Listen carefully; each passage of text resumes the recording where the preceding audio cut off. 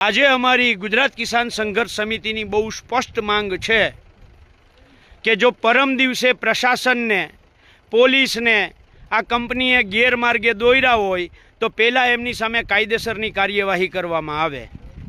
કારણ કે ભારત દેશના બંધારણ મુજબ સરકારી તંત્રનો દુરુપયોગ કરવો એ સૌથી મોટો ગુનો છે। અન કંપનીએ ગુનો કર્યો છે અને ગુનેગાર તરીકે એમની પહેલાં ધરપકડ કરવામાં આવે, એમની સામે પોલીસ ફરિયાદ કરવામાં આવે અને ત્યારબાદ કંપનીને પોલીસ પ્રોટેક્શન આપવામાં આવે।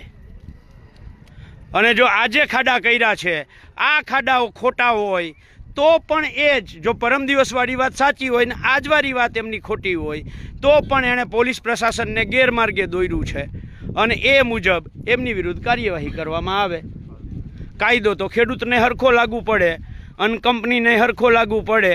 એવું બની શકે કે દેશમાં સત્તામાં બેઠેલા સત્તાધીશોને કંપની ખિસ્સામાં પૂરી શકે પણ બંધારણને ના પૂરી શકે। સાહેબ પૂરી શકે બંધારણને ખિસ્સામાં?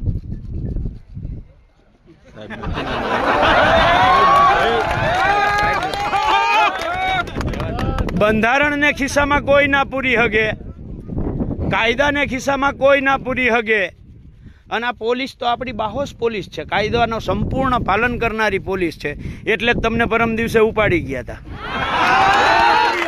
તો આજે કંપનીએ ભૂલ કરી છે તો કંપનીને ઉપાડે।